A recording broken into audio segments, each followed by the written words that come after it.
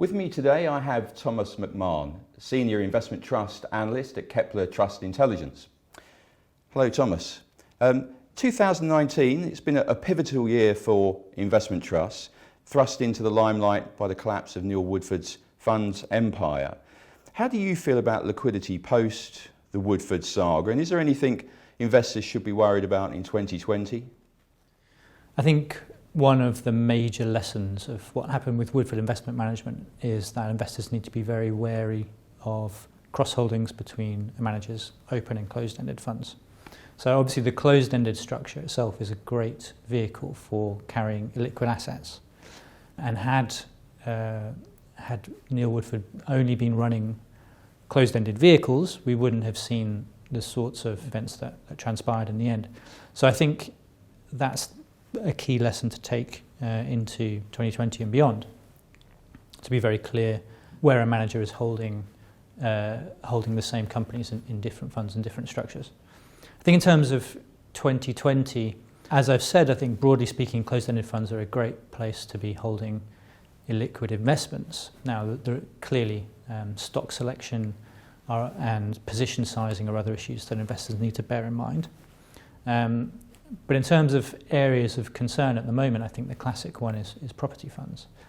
We've recently, at the time of filming, we recently heard that M&G have suspended their property fund. And if you look at the open-ended property sector, those funds are carrying in many cases, quite alarming amount of cash on the balance sheet because they are attempting to protect themselves from redemptions. So even if suspension isn't in the offing for those portfolios, and there's clearly going to be a significant cash drag. And I think 2020 we might see that alleviate if the election victory produces a conclusive result, because there may well be more activity in the property market. But certainly at the moment, with the property market in particular seeing low levels of transactions on an ongoing basis, I think this is an area of some concern. So in terms of big issues affecting investment trusts and this sector, the industry, how has the rise of ETFs and other passive investments affected the investment trust sector? I mean, we're told millennials are big buyers of ETFs and passives, but who should be buying trusts and why? I think that the rise of ETFs and passives has been hugely positive for investors overall. And I think we can see in the closed-ended space, certainly managers have become much more active as a response to the threat of this cheap and easy to understand alternative. So I think it has had very positive effects. We've done research over the last year showing that investment trusts have become more concentrated in the last couple of years. We've done research showing that the correlation of funds to their benchmarks after a change in manager over the last decade has generally been to see a reduction in correlation and therefore more active behaviour. So I think that all investors are benefiting from this trend. I think that investment trusts should suit two types of buyer. Firstly, those who have long-term capital growth goals and aims, and in that case, in particular, the gearing that a closed-ended fund can take on is a huge advantage. Plus, the advantage when it comes to holding illiquid investments means that an investment trust can be more fully invested, and in particular more fully invested in potentially higher returning investments like smaller companies and so forth. So over the long run, if you have a 10, 20 plus year time horizon, an investment trust offers you great advantages. And if you look at the returns over the last 10, 20 years, you'll find consistently closed-end funds outperform. I think that another potential appeal, again, if you have a long-term perspective, buying something on a discount to NAV could potentially give you a nice kick, although that can be very hard to predict, so you need to be careful there. I think the second type of investor that investment trusts are really suited for are those who are looking for a high yield. And again, going back to this idea of liquidity, investment trusts can hold a number of assets which open-ended funds really can't.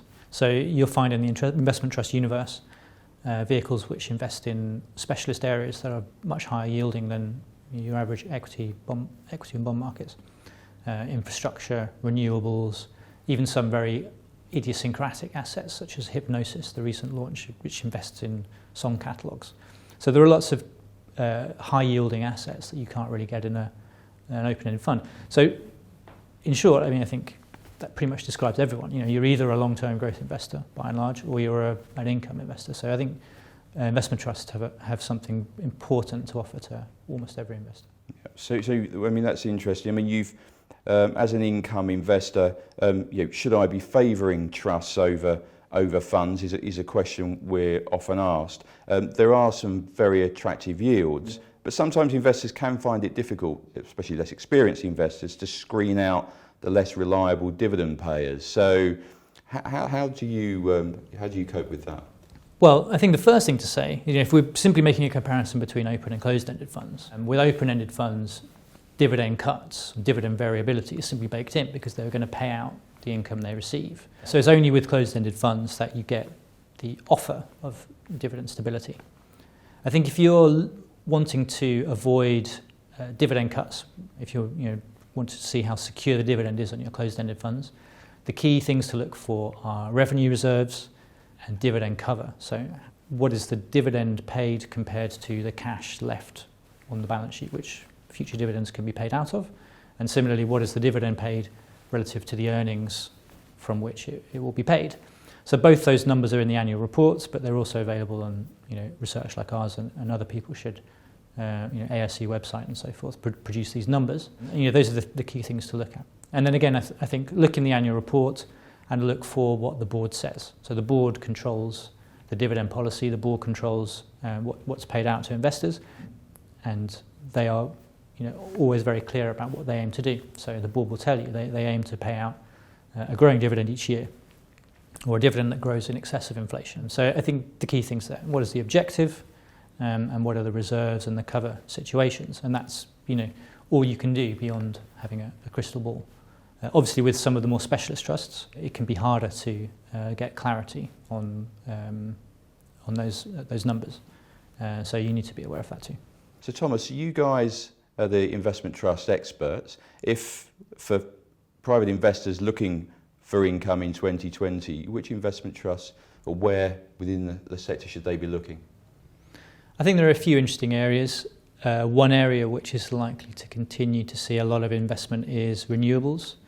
And there's some reasonable yields on offer from the investment trust in that sector, and it's strongly supported by both parties. In principle, the shift to renewable energy. So I think that's an area that provides good potential for many years to come.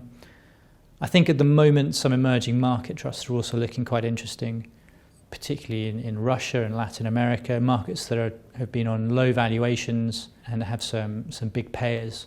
And if you think the fundamentals are looking okay in those regions, which generally I do, then that could potentially be an interesting place to look. I think maybe the UK could also be worthwhile looking at. It's been out of favour for many years, well, for 3 years or so. And I think potentially there could be some interesting trusts to look at with good, strong track record of dividend growth in the UK. Okay. Are there any in particular that you would want to highlight? So I think in terms of emerging markets, Bearing Emerging Europe is one that we like. So this is paying at a yield of just over 4%. The market is extremely cheap. Now it tends to be cheap and has done historically, but the discount has grown since the 2014 Ukraine confrontation. And there's a lot of reform going on within Russia, which hasn't really perhaps been absorbed by broader investment community, retail investment community at least, probably because it's a relatively small market in terms of the global market capitalization, and really the headlines have been dominated by what's been going on between the US and China. But there's a lot of interesting reforms going on there, and a strong yield with some big payers. That's an interesting place to look on a discount too. BlackRock Latin America is another high payer. Again, Brazil went through a terrible recession a couple of years ago. It now has a reformist president who's very market friendly, and yet the market is, in many cases, quite cheap and yields are high. So I think those trusts are quite interesting, also offering you a bit of respite from the US-China trade confrontation. In the UK, one potentially interesting trust, Aberforth split level income. So this trust is highly geared, so you need to be aware of that. But it invests in small caps with a value focus. So there's a sort of margin of safety in the valuation of the company it buys. And if we see a shift back towards UK domestics, towards value over growth, which we may get, then there's a strong win behind it from a capital performance perspective too.